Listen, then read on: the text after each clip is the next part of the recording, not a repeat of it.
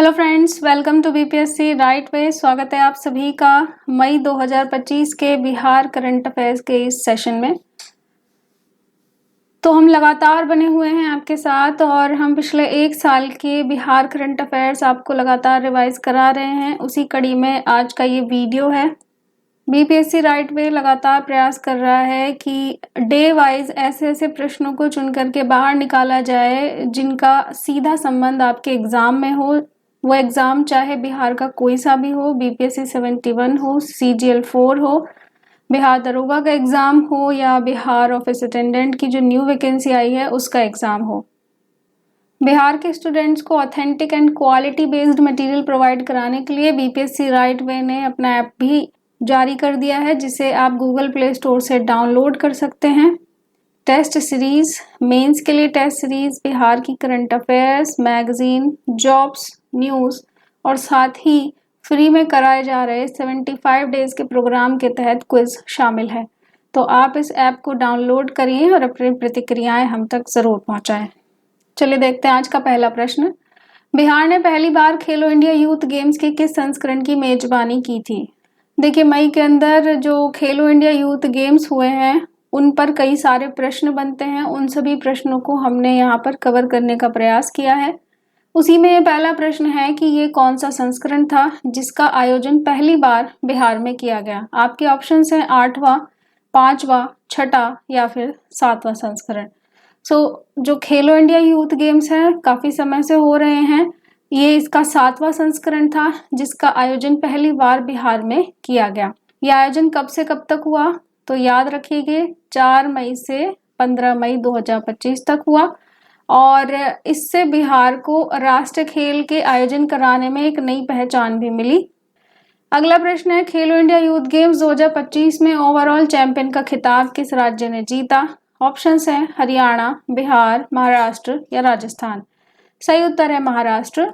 ये वाला जो आयोजन रहा इसमें महाराष्ट्र ने जो है खिताब जीता। ये महाराष्ट्र का लगातार दूसरा खिताब है और कुल मिलाकर महाराष्ट्र ने ऑलरेडी 5 खिताब पहले से जीते हुए हैं। तो महाराष्ट्र ओवरऑल इन गेम्स में अच्छा प्रदर्शन पहले से ही करता आ रहा है। खेलो इंडिया यूथ गेम्स 2025 की पदक तालिका में बिहार ने कौन सा स्थान प्राप्त किया?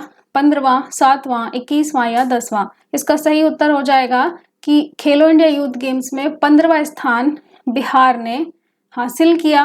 टोटल कितने पदक मिले बिहार को? 36 पदक बिहार ने जीते हैं और पदक तालिका में स्थान रहा है 15। तो अच्छे से इसको याद रखिएगा, इस फिगर को। 36 ओवरऑल उसे मेडल्स मिले हैं और पदक तालिका में 15वां स्थान हासिल किया है। अगला प्रश्न है, खेलो इंडिया यूथ गेम्स की शुरुआत 2018 में किस नाम से हुई थी? आपके ऑप्शंस हैं खेलो इंडिया यूथ मीट, युवा खेल महोत्सव, खेलो इंडिया स्पोर्ट्स फेस्टिवल या फिर खेलो इंडिया स्कूल गेम्स। तो ये खेलो इंडिया के आरंभ पर बेस्ड है ये क्वेश्चन। इसमें पूछा गया है कि खेलो इंडिया यूथ गेम की शुरुआत किस नाम से हुई थी? तो किस नाम से हुई थी? खेलो इंडिया स्कूल गेम। कब? 2018 में। कहाँ शुरू किया गया था इसे? सबसे पहले नई दिल्ली में, और इसका नाम अगले ही साल बदल दिया गया 2019 में और तब कर दिया गया खेलो इंडिया यूथ गेम्स। ठीक है, स्कूल को हटा करके यूथ गेम्स कर दिया गया। अगला प्रश्न है जो कि ज्यादा इंपॉर्टेंट है, खेलो इंडिया यूथ गेम्स 2025 का थीम सॉन्ग क्या था? पहला ऑप्शन है खेलो इंडिया खेलो बिहार, दूसरा खेल के रंग बिहार के संग, तीसरा है आओ खेलो बिहार जीते, चौथा है बिहार आगे देश आगे। इसका सही उत्तर है ऑप्शन नंबर 2। तो इस बार का जो थीम सॉन्ग रहा वो था खेल के रंग बिहार के संग। बहुत अच्छा म्यूजिक कंपोज हुआ है इसमें, आप सुनिए जाकर जरूर। इसमें बिहार की सांस्कृतिक विविधता और खेल भावना को अभिव्यक्त किया गया। तो थीम सॉन्ग क्या था? खेल के रंग बिहार के संग। अगला है खेलो इंडिया यूथ गेम्स 2025 बिहार के कुल कितने जिलों में आयोजित किए गए थे? ऑप्शंस हैं 4, 5, 7 या 3। तो ये जो गेम्स थे खेलो इंडिया यूथ गेम्स, ये बिहार के कुल 5 जिलों में कौन कौन से? पटना, राजगीर, बेगूसराय, गया और भागलपुर, इन पर आयोजित किए थे। पहली बार राज्य में इतने बड़े पैमाने पर आयोजन हुआ था। कौन कौन से? पटना, राजगीर, बेगूसराय, गया और भागलपुर। खेलो इंडिया यूथ गेम्स 2025 में बिहार ने किन खेलों में 2-2 स्वर्ण पदक जीते हैं? ऑप्शंस है सेपक टकरा और एथलेटिक्स, दूसरा है बॉक्सिंग और जूडो, तीसरा है रग्बी, एथलेटिक्स या थांग टा और चौथा है कुश्ती और शूटिंग। तो इन गेम्स के अंदर बिहार ने 2-2 स्वर्ण पदक जीते हैं, रग्बी, एथलेटिक्स और थांग टा में, यानी ऑप्शन नंबर 3। और ये जो सेपक टकरा था इसमें केवल बिहार को एक ही स्वर्ण पदक मिला है। सेपक टकरा का आयोजन भी इस बार बिहार में किया गया, हमने पिछले वीडियोस में इसको कवर किया है। तो ये सारे गेम्स बड़े ही इंपॉर्टेंट इस बार बिहार में आयोजित हुए हैं। बट हम यहाँ बात कर रहे हैं कि 2-2 स्वर्ण पदक मिले हैं, तो वो रग्बी में, एथलेटिक्स में और थांग टा में। अगला प्रश्न है, बिहार सरकार ने किन जातियों के लिए उच्च जाति आयोग का गठन किया है? ऑप्शन है अनुसूचित जाति, अनुसूचित जनजाति, स्वर्ण जातियां या अन्य पिछड़ा वर्ग। ये तो सिंपल सा प्रश्न है, इसका सही उत्तर है स्वर्ण जातियों के लिए। इनके कल्याण हेतु बिहार ने उच्च जाति आयोग का गठन किया है और इसका उद्देश्य है इन वर्गों की सामाजिक आर्थिक स्थिति को सुदृढ़ करना। बाकी सारी जातियों को पहले से ही इनके आयोग बने हुए हैं, तो इसलिए सिंपल इसका आंसर ये हो जाएगा। इस आयोग का जो गठन हुआ है इसके अध्यक्ष हैं महाचंद्र प्रसाद सिंह। अगला प्रश्न है, विकसित कृषि संकल्प अभियान का शुभारंभ बिहार के किस जिले में किया गया? ऑप्शन है मुजफ्फरपुर, समस्तीपुर, दरभंगा या पटना।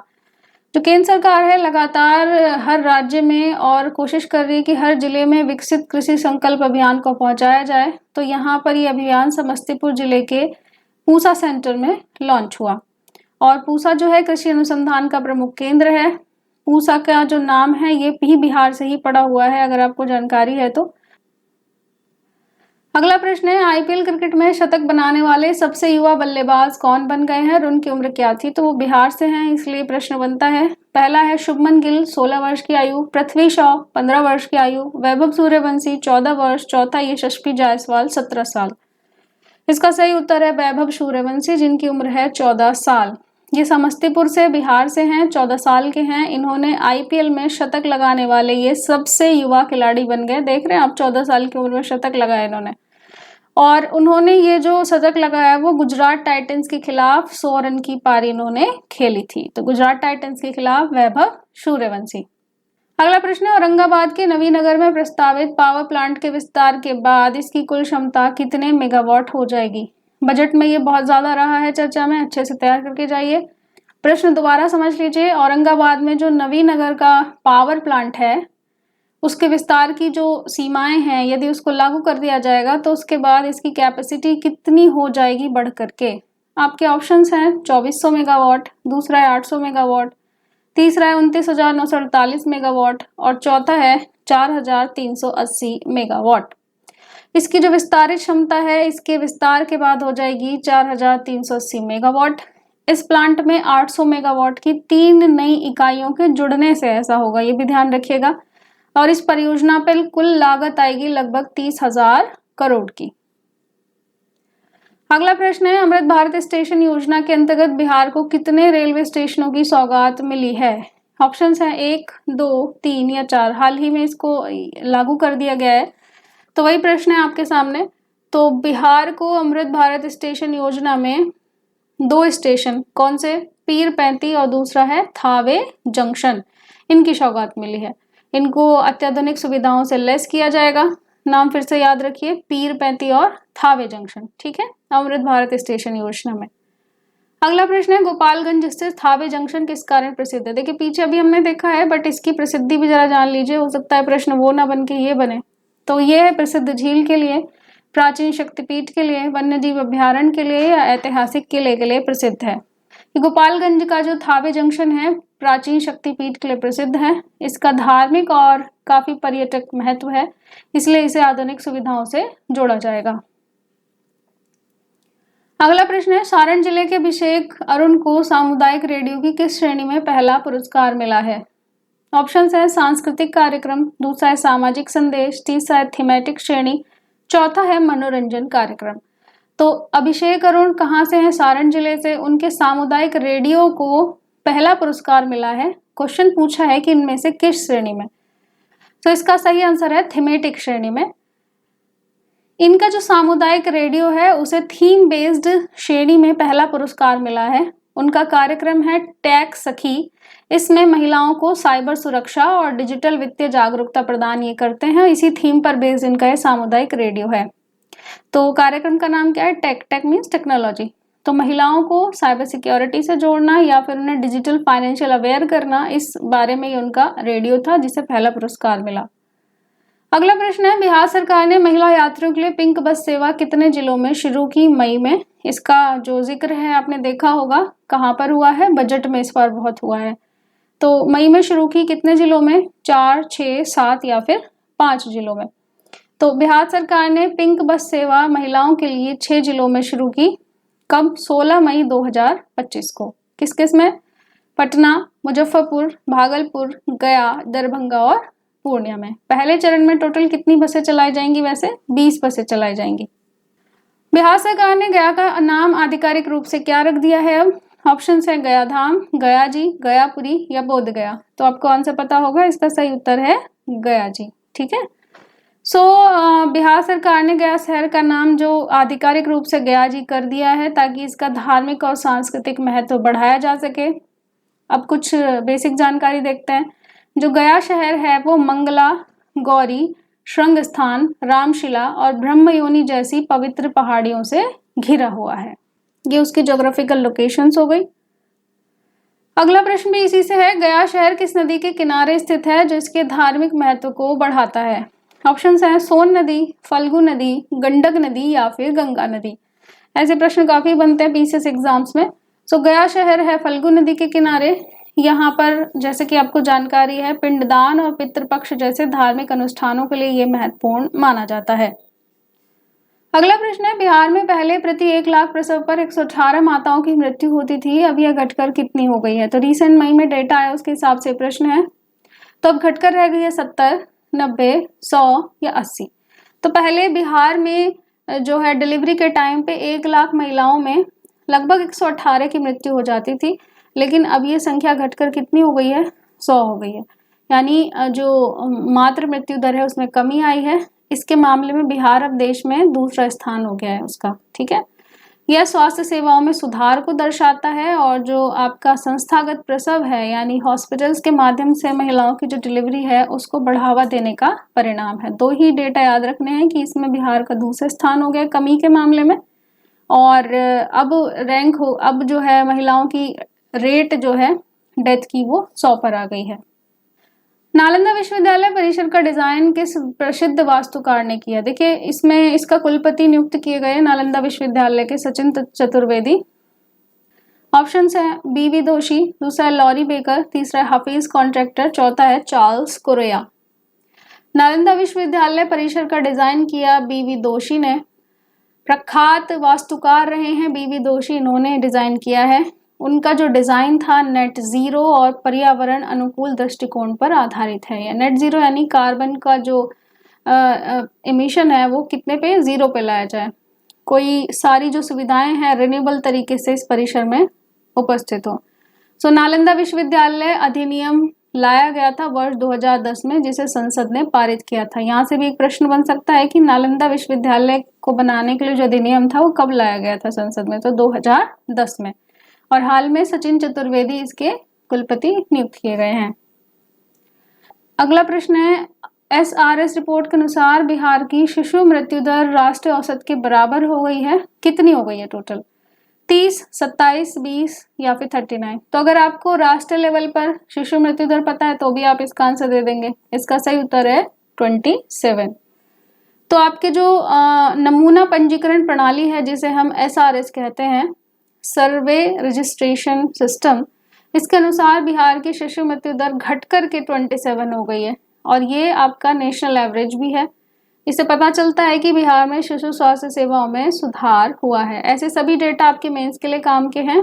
मैं लगातार आपको ये सजेस्ट करती आ रही हूँ कि इस तरह के डेटा को आप नोट डाउन करके रखिए ताकि मेंस में आप कोट कर सकें। अगला प्रश्न है, अंतर्राष्ट्रीय क्रेता विक्रेता बैठक यानी IBSN 2025 का आयोजन बिहार के किस शहर में किया गया? ऑप्शन है मुजफ्फरपुर, गया, पटना या भागलपुर। तो ये जो बैठक थी अंतर्राष्ट्रीय क्रेता विक्रेता बैठक, इसे पटना में इसका आयोजन किया गया। किस लिए? बिहार की कृषि और खाद्य उत्पादों की वैश्विक संभावनाओं को यहाँ पर प्रस्तुत किया गया। और इसी क्रम में आप देखेंगे हाल के बाद के जो महीने रहे हैं उनमें लगातार बिहार से बाहर कृषि उत्पादों को भेजने के काफ़ी प्रयास किए गए हैं। और इसका उद्देश्य है अंतर्राष्ट्रीय बाजार से बिहार का जुड़ाव और बिहार ज़्यादा से ज़्यादा चीज़ों को निर्यात कर सके इसके लिए। बट अभी रिसेंट में आप टैरिफ का जो एक इशू देख रहे हैं डोनाल्ड ट्रंप के द्वारा, उसका असर इस चीज़ पर भी काफ़ी हद तक पड़ेगा। अगला प्रश्न है, पीएम एफएमई योजना के तहत 2024-25 में बिहार में कितने करोड़ रुपए का ऋण स्वीकृत किए गए? 10,270 करोड़, 500 करोड़, 624 करोड़ या 800 करोड़? इस योजना के बारे में हमने लास्ट वीडियो में भी बात की थी। ये प्रधानमंत्री सूक्ष्म खाद्य प्रसंस्करण उद्यम योजना है। इसके तहत 2024-25 में बिहार में 624 करोड़ रुपए के लगभग 10,270 ऋण स्वीकृत किए गए। तो इसकी जो खर्चा आया है योजना पे लगभग 600 करोड़ का आया है। प्रश्न क्यों लिया गया है? प्रश्न इससे लिया गया है कि ये जो खर्चा है इस योजना के तहत वो देश भर में सर्वाधिक है, यानी बिहार में सूक्ष्म खाद्य प्रसंस्करण उद्योग लगाने के लिए सबसे अधिक खर्चा बिहार में होगा, 624 करोड़ रुपए। ठीक है, सो फूड प्रोसेसिंग को बढ़ावा देने के लिए महत्वपूर्ण कदम है फूड इंडस्ट्री को ग्रो करने के लिए। अगला प्रश्न है, बिहार में प्रस्तावित NIFTEM संस्थान किस क्षेत्र में नवाचार का केंद्र बनेगा? ऑप्शन है ग्रामीण विकास, खाद्य प्रौद्योगिकी, कृषि विपणन या कृषि यांत्रिकी। तो ये जो है NIFTEM, सबसे पहले जानिए इसकी फुल फॉर्म क्या है। आंसर अपने आप आपको पता लग जाएगा। इसकी फुल फॉर्म है राष्ट्रीय खाद्य प्रौद्योगिकी उद्यमिता और प्रबंधन संस्थान। तो ये कहाँ काम कर रहे हैं? खाद्य प्रौद्योगिकी में। इसमें खाद्य प्रौद्योगिकी में अनुसंधान करना है, ट्रेनिंग करनी है, इनोवेशंस करने, इसको बढ़ावा देने के लिए। ठीक है, और ये बिहार में प्रस्तावित है कि एक ऐसा संस्थान बिहार में भी लाया जाए। इससे फायदा होगा, ऑब्वियस सी बात है, फूड प्रोसेसिंग इंडस्ट्री को। सो कृषि उत्पादों का मूल्यवर्धन हो सके, खाद्य उद्योग में कौशल विकास का केंद्र बन सके, इसके लिए प्रस्तावित है। अगला प्रश्न है, आई गॉट कर्मयोगी प्लेटफॉर्म पर शीर्ष 5 योगदानकर्ता राज्यों में बिहार के अलावा कौन कौन से राज्य शामिल है? ठीक, तो एक तो यहीं से आपको पता लगा कि टॉप 5 में बिहार भी आता है आई गॉट कर्मयोगी प्लेटफॉर्म के हिसाब से। आपको बताना है बाकी के 4 कौन से हैं। सो पहला है महाराष्ट्र, कर्नाटक, गुजरात, तमिलनाडु। दूसरा पंजाब, हरियाणा, केरल, उड़ीसा। तीसरा है आंध्र प्रदेश, मध्य प्रदेश, राजस्थान, उत्तर प्रदेश। चौथा है पश्चिम बंगाल, छत्तीसगढ़, उत्तराखंड और हिमाचल प्रदेश। तो इसका सही उत्तर जो है वो है आपका option number C. I got Karmayogi platform क्या है पहले तो ये जानिए। डिजिटल लर्निंग प्लेटफॉर्म है। ये क्या करता है? सिविल सेवा क्षमता निर्माण के लिए शुरू किया गया था। जो सिविल सेवक हैं उनकी कैपेसिटी बढ़ाई जा सके, लगातार उनको चीज़ें नई नई सिखाई जा सके, बेहतर उनकी दक्षता को बढ़ाया जा सके, इसके लिए डिजिटल लर्निंग प्लेटफॉर्म है। और कब शुरू हुआ था आप हमें कमेंट बॉक्स में बताइए। फिलहाल इसमें बिहार के अलावा आंध्र, मध्य प्रदेश, राजस्थान और उत्तर प्रदेश शीर्ष 5 योगदानकर्ता राज्य हैं। अगला प्रश्न है, लोकहित संगठन भागलपुर के द्वारा संचालित रेडियो एक्टिव को अंग प्रदेश की किस कला को बढ़ावा देने के लिए पुरस्कार दिया गया? ठीक है, अंग प्रदेश देखिए हिस्ट्री में, एंशिएंट हिस्ट्री में पढ़ा होगा आपने इस नाम को। जो संगठन है उसका नाम ही है ये लोकहित संगठन भागलपुर। एक रेडियो संचालित करता है जिसका नाम क्या है? Radio active. इसको किस कला को बढ़ावा देने के लिए पुरस्कृत किया गया है? ये है क्वेश्चन आपका। पहला है मधुबनी पेंटिंग, दूसरा है सुजनी कढ़ाई, तीसरा है सिक्की ग्रास उत्पाद और चौथा है मंजूषा आर्ट। इसका सही उत्तर है मंजूषा आर्ट। सो ये जो संगठन है लोकहित संगठन भागलपुर, ये संचालित करता है रेडियो एक्टिव को। इस पे ये मंजूषा आर्ट को बढ़ावा देता है, इसी के लिए इसको पुरस्कार दिया गया है। मंजूषा कला की बात करें तो ये भागलपुर क्षेत्र की एक प्रसिद्ध पारंपरिक लोक कला है। ठीक है, तो मंजूषा कहाँ से बिलोंग करती है? भागलपुर से। स्थानीय संस्कृति को बढ़ावा देने की श्रेणी में भागलपुर के सामुदायिक रेडियो को तीसरा पुरस्कार प्रदान किया गया। तो ये भी ध्यान रखिएगा, इसको 3rd प्राइज मिला है। ठीक है, सो ये था हमारा मई का बिहार करंट अफेयर्स। अब लगातार आपके रिवीजन सीरीज में जून की करंट अफेयर्स हम लेकर जल्द हाजिर होंगे। तब तक बने रहिए हमारे साथ और लगातार अपने फीडबैक हम तक जरूर पहुंचाइए। सो हमारे साथ जुड़े रहने के लिए आप सभी का बहुत बहुत धन्यवाद।